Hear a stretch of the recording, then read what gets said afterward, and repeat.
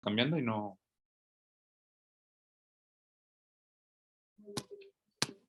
Bueno, continuando con la clase, tenemos otro caso clínico. Mujer sexualmente activa, 20 años, consulta por dismenorrea primaria que adolece desde la menarca. Refiere dolor pélvico intenso, tipo cólico, pesantez pélvica que se inicia desde el primer día de sangrado y que dura 1 y 3 días respectivamente, asociado a náusea en el día 1 y obligándolo al reposo domiciliario el primer día. A esta mujer le da mucho dolor cuando tiene sus menstruaciones. La recomendación terapéutica sería preferiblemente ¿cuál? A Inés. ¿Cuándo le indicarían? De 2 a 3 días antes de iniciar y 2 a 3 días después de iniciar. Ok. ¿Y cuál sería la segunda opción para ella? Exacto. Pues sexualmente activa. A lo mejor incluso en ella desde un inicio pudieras iniciar. Más que también está muy joven, entonces en ocasiones hay muchas conductas de riesgo a esa edad. Endometriosis. Entonces, por definición, es la presencia de tejido endometrial, ya sea glandular y estromal, fuera de la cavidad uterina. Esto puede ser desde el cráneo hasta la punta del dedo chiquito del pie, ¿sí? O sea, puede haber endometriosis en cualquier lado. En cualquier lado. En cualquier lado, ¿sí? Yo tenía una paciente, de una amiga de la carrera, que tenía un foco endometriósico en la nariz. No, era aquí en la barbilla, ¿sí? Ella lo presumía, ¿sí? Y pues te dabas cuenta cuando tenía sus periodos, obviamente, porque, digo, no es que sangrara de ahí, pero se veía más grande su lunar, y se veía así como que inflamadillo, ¿sí? Entonces, puede haber en cualquier lado, ¿sí? Obviamente va a haber lugares que son más frecuentes que otros. Y algo bien importante es que este tejido es funcional, es decir, tiene esta relación con la cuestión hormonal de la paciente. No se sabe muy bien qué tantas pacientes llegan a tener endometriosis, porque muchas veces son pacientes asintomáticas y simplemente son hallazgos que se hacen durante alguna cirugía o algún estudio que se les haga, ¿sí? Se piensa que aproximadamente el 20% de las ocasiones está asociada con hallazgos quirúrgicos y que el 50% de las mujeres que tienen endometriosis van a tener algún tipo de infertilidad, ¿sí? Ya sea una infertilidad leve, como una infertilidad de esas severas que requieren un ICSI. ¿Sí se acuerdan del ICSI, no? ¿Qué es el ICSI? Que les dije, este es uno de los tratamientos de alta complejidad. Exacto, introducen el esperma dentro del óvulo, o sea, un solo esperma. Si no dejan que el mejor esperma se introduzca, sino se selecciona uno y se introduce. De hecho, aquí en México se han hecho estudios en donde se vio que la incidencia era del 50% en las pacientes que eran operadas por cualquier razón que no fuera una cuestión oncológica, ¿sí? Y esto está tanto en el Seguro Social como en el INPER, ¿sí? Entonces, para que vean que es algo bien, bien frecuente, ¿sí? Pero no siempre va a haber síntomas. La etiología no está bien definida, ¿sí? De hecho, hay varias teorías y esas se les van a preguntar, sobre todo las más frecuentes. Entonces, ¿cuáles creen que sean las teorías relacionadas con la formación de la endometriosis?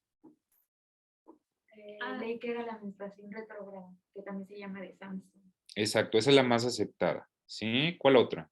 La teoría de Mullerian. ¿Cómo es esa?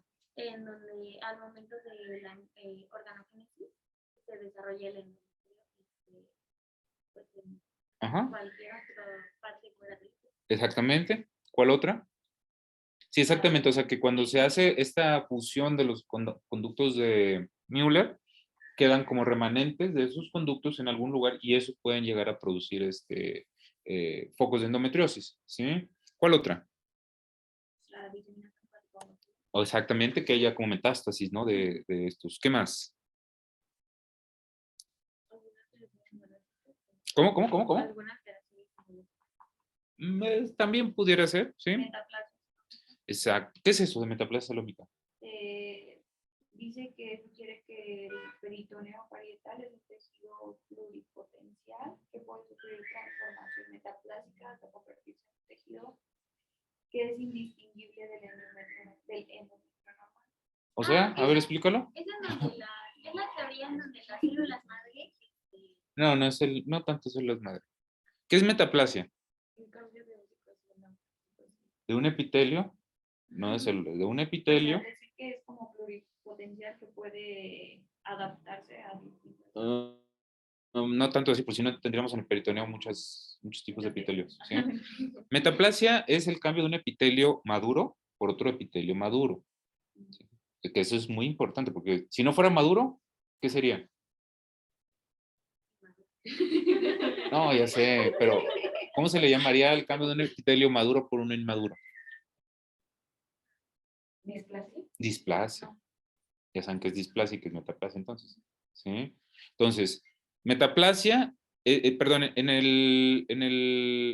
una de las teorías es esta metaplasia. ¿Y el celoma qué es?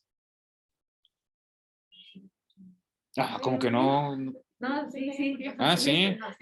Ahí cuando leyeron el Robbins, no leyeron el Robbins ustedes. ¿No saben de qué les estoy hablando? ¿El Robbins, el de patología? ¿Sí? Ahí viene. ¿Qué es el celoma? A ver, ¿de qué lado? ¿Qué es el celoma?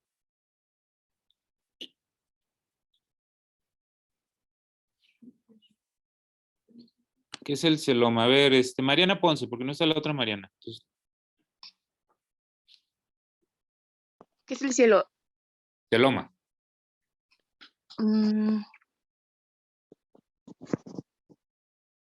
No sé, doctor, no. De embrio, de anatomía, de embrio y de histología. ¿Dónde hay celoma?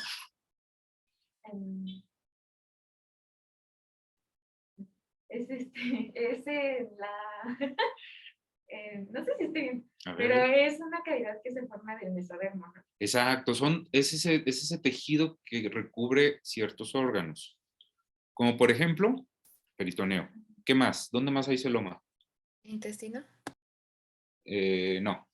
O sea, el peritoneo ya incluye parte del intestino. ¿Qué más? ¿Dónde más hay celoma? Podría ser la pleura. ¿Podría o es? Es Es. La pleura. Pericardio. En las articulaciones. ¿Sí? Las bursas de las articulaciones. Todo eso es tejido celómico. Ahora, si hay una metaplasia de este tejido por esta cuestión que habías mencionado de la teoría que son totipotenciales, ¿sí? En cualquiera de esas zonas puede haber incluso endometriosis, ¿sí? Porque el endometrio es un tejido similar al tejido celómico, ¿sí? De hecho, digo, es raro, pero a lo mejor si lo revisamos en la literatura van a ver que hay casos de pacientes con hemoptisis que resultó que era tejidos endometrial, ¿sí? Que no es la teoría más aceptada. Pero a grandes rasgos, para cuestiones de examen, la más aceptada es la de Samson. Estos son algunos de los factores que están relacionados o que se han estudiado precisamente con la formación de endometriosis, ¿sí? Menarcas tempranas. Si se fijan, mucho de lo que está relacionado son con sangrados abundantes o con mayor exposición a sangrados, como menarcas tempranas, la premenorrea, las hipermenorreas, ¿sí? La multiparidad disminuye porque obviamente entre más embarazos haya, menos menstruación hay, aunque en ocasiones las cesáreas o incluso los partos se pueden relacionar con endometriosis. ¿En dónde? ¿En dónde creen?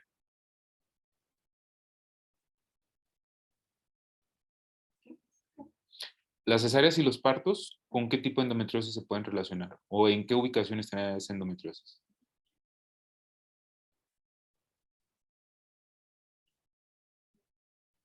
Pared Pues, abdominal. en pared abdominal, exactamente. ¿Por qué? Porque abres tú, obviamente, para sacar el bebé tienes que abrir el útero, ¿no? Entonces puedes implantar focos de endometrio en la pared, en la cicatriz, por ejemplo, la cesárea, o incluso en la cicatriz si es que va a ser una episiotomía, ¿sí? Y posteriormente, unos 2 o 3 años después, presenta la endometriosis, ¿sí? También a través del uraco puede haber, de hecho yo acabo de operar hace poquito, que por cierto, bueno, acabo de operar una paciente que tenía un foco endometriósico en el ombligo, ¿sí? O sea, le dolía el ombligo, sangraba el ombligo, ¿sí? Pues ya cuando la revisé, pues se veía ahí como un foco. Se lo tuve que quitar. Hay otros datos que también se relacionan, no de forma tan consistente, ¿sí? Y otras cosas que lo pueden disminuir. Esta es la teoría de cómo se forma dependiendo desde el punto de vista molecular, ¿sí? La endometriosis, hay 3 fases: la fase de contacto, la fase de adhesión y la fase de invasión. Es decir, la fase de contacto es cuando llega el tejido endometrial a la cavidad celómica, por ejemplo, y que precisamente al estar en contacto el endometrio con el celoma, hay ciertos daños y actividad fibrinolítica precisamente pues, que producen esta fase de contacto, ¿sí? Posteriormente esto libera ciertas hormonas, entre las cuales está el ácido hialurónico, ¿sí? Y empieza la fase de adhesión, es decir, es cuando se pega. Una cosa es que llegue, se inflame, digamos, la zona, y luego que se empiece a pegar, ¿sí? O sea, que las células endometriales se peguen al mesotelo. Y por último está la fase de invasión, es decir, ya está invadido, ya está bien puesto, y esto a través de las metaloproteinasas, es pregunta de examen, y que precisamente es lo que hace que se mantenga ahí el tejido endometrial. Doctor, ¿y esta como alteración celular se relaciona igual con el cáncer o no tienen? No, pero los focos endometriósicos sí pueden tener transformación maligna, ¿sí?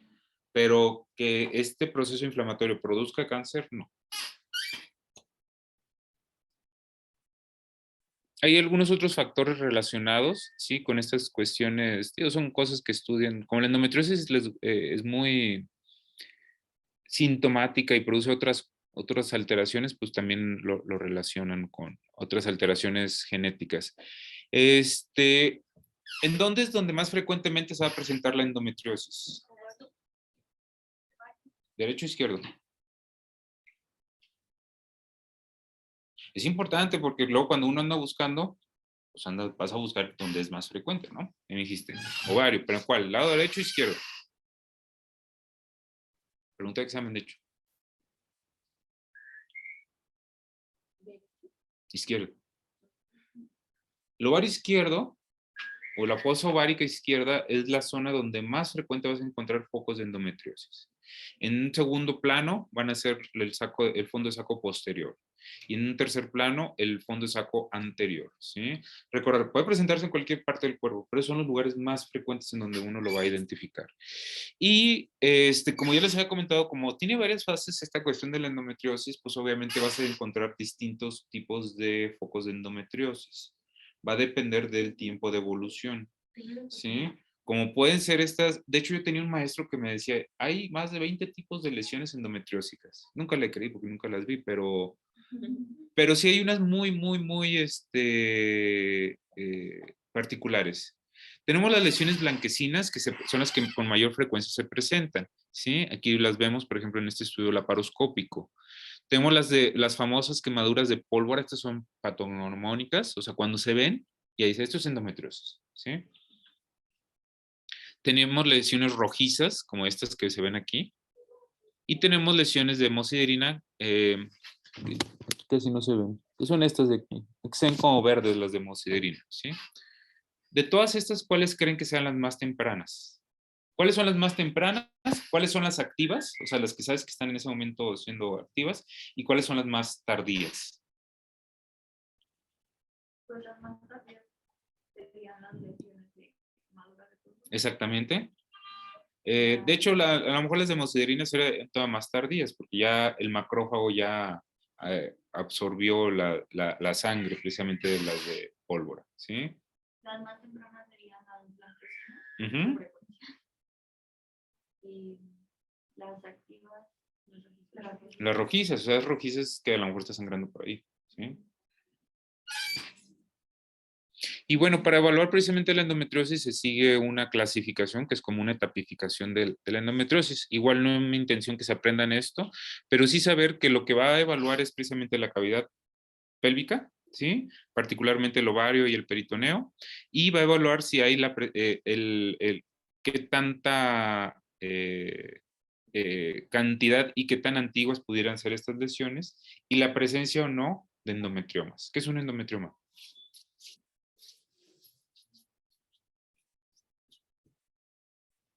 Hasta la palabra lo dice, endometrioma. Pues en endometrio No, no, en no. el biometrio. ¿Qué es soma? Ah. No. A ver, ¿allá de qué lado? Tumor. Un tumor. Un tumor. ¿Benigno o maligno? Benigno. Un tumor benigno en un ovario producido por un foco de endometriosis. ¿Sí? No es cáncer. Es un tumor benigno. ¿Sí? ¿Cómo creen que se forman los endometriomas? ¿Cómo creen?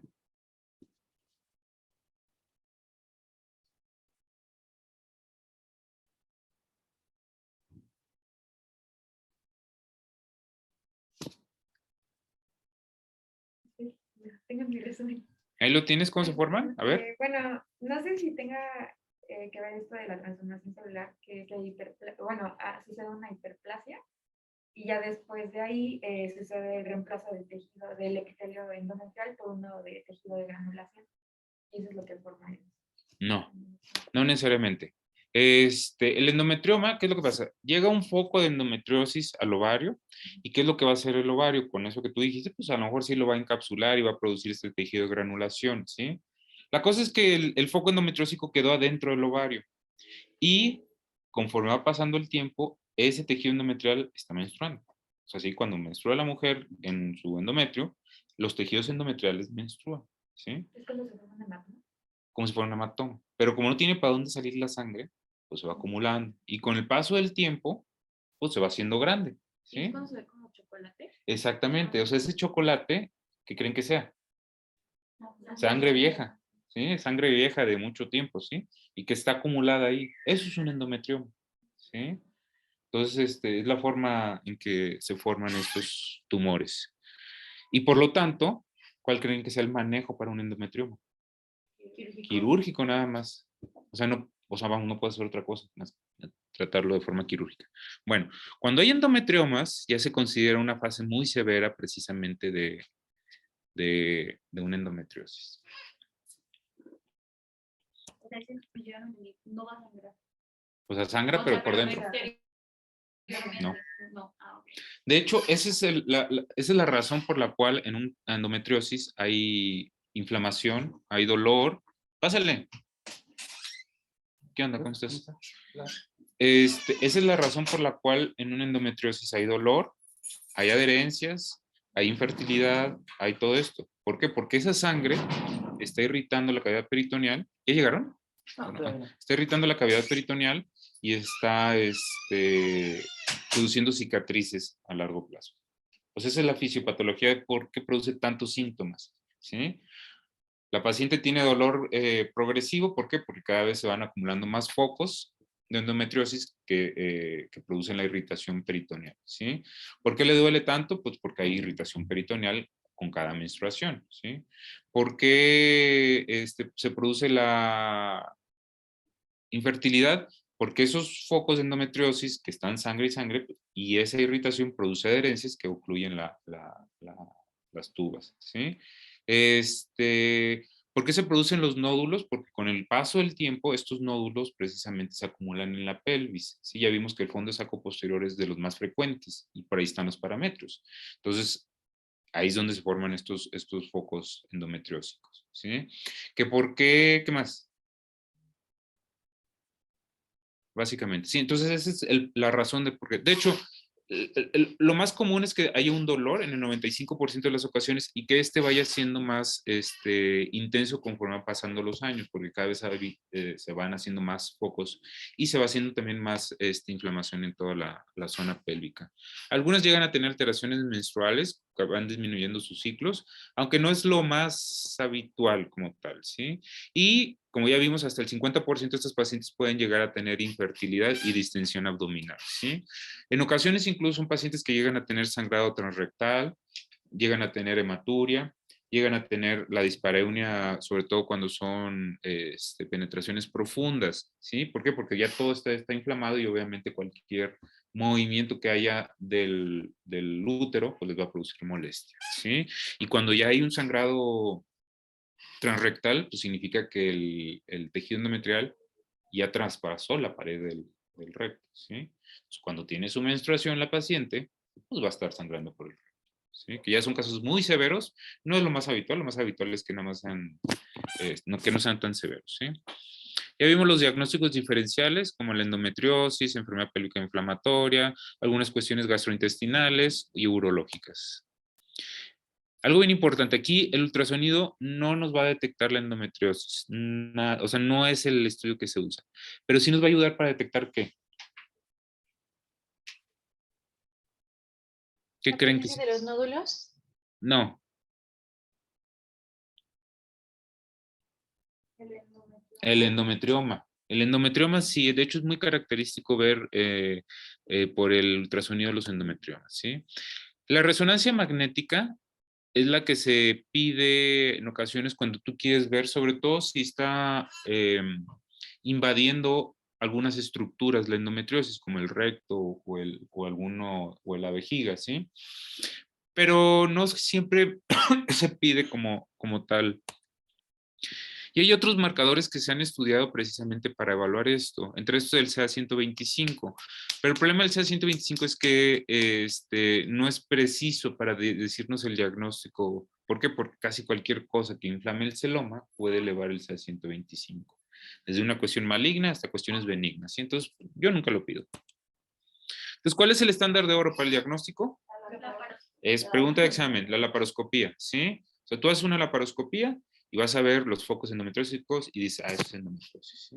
No por eso significa que siempre la vamos a hacer. Digo, la clínica es la que nos dice. Y generalmente la laparoscopía la hacemos más bien cuando tú quieres dar algún tipo de manejo quirúrgico a este grupo de pacientes.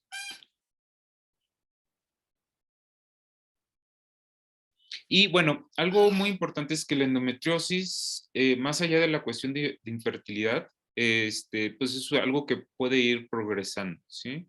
Y que requiere algún manejo en algún momento de las pacientes. Generalmente, los AINES nos ayudan mucho para evitar ya vimos que ayuda para la cuestión del sangrado y del dolor, pues también puede ayudar para la endometriosis, ¿sí? Y es la primera línea de manejo. Los anticonceptivos orales también nos van a ayudar precisamente para, para evitar que la paciente tenga estos sangrados muy abundantes, ¿sí? Tanto del endometrio como de los focos endometriósicos, ¿sí? Y hay algunos otros manejos que se han dado, como por ejemplo inhibidores de aromatasa, del danazol, que yo insisto, ese ya no debería darse, o análogos de GnRH, ¿sí? O sea, el análogo de GnRH es, tú das la GnRH, ya vimos que requiere pulsos la GnRH para liberar FSH y LH. Pero si tú lo das de forma constante, se va a inhibir, ¿sí? La liberación de FSH y LH. Entonces, es la forma en que actúan los análogos de GnRH. El problema de los análogos de GnRH es que los pacientes caen en una menopausia prematura, ¿sí? Entonces, por eso es que yo en lo particular no me gusta darlos. Y generalmente con los anticonceptivos orales es suficiente para que el paciente ya se sienta mejor, ¿sí? Y por último, ya cuando tienes síntomas muy severos, pues puedes optar por la laparoscopía. Y eso es todo. ¿Dudas que tengan de dismenorrea y de endometriosis?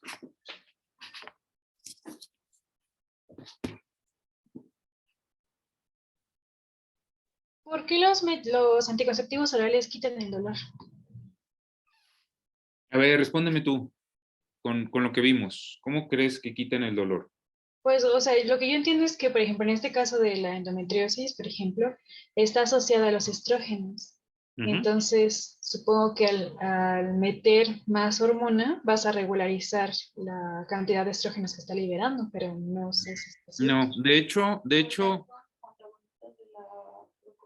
no, no. De hecho, cuando dan anticonceptivos orales no están dando más estrógenos. De hecho, suprimes la liberación de estrógenos. Hay menos estrógenos circulando en las pacientes. ¿Sí?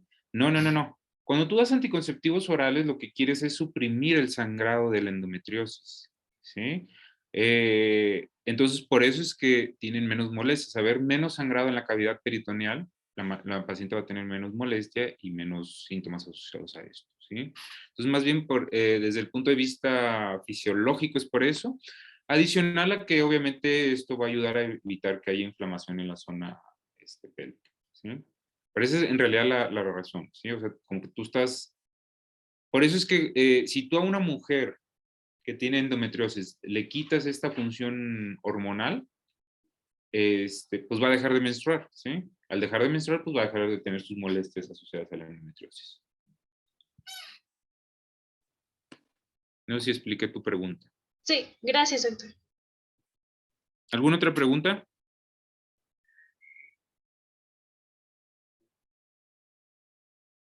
Bueno, mañana tengo una junta, entonces mañana no nos vamos a poder, bueno, a lo mejor sí, a las 8, no estoy seguro, no, mejor el lunes, ¿sí?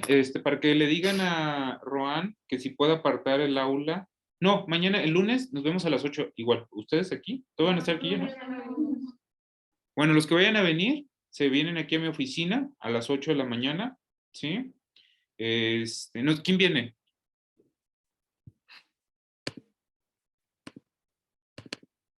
¿Nadie? Ni sabe, ¿verdad? Sí, doctor, yo. Me parece que yo. Ándale, Fernando. Yo ¿Quién más? también. Dylan también. ¿Alguien más? Mariana Ponce y Isis. Y Bueno, el que está en Médica Sur, que se queda allá en Médica Sur. Bueno, si quiere venir, aquí es bienvenido, ¿sí? sí, la de ortopedia. Sí. Entonces nos vemos el lunes a las 8 de la mañana. Los que van a estar aquí nos vemos en mi consultorio. Y los que no, pues nos vemos en línea, ¿sí?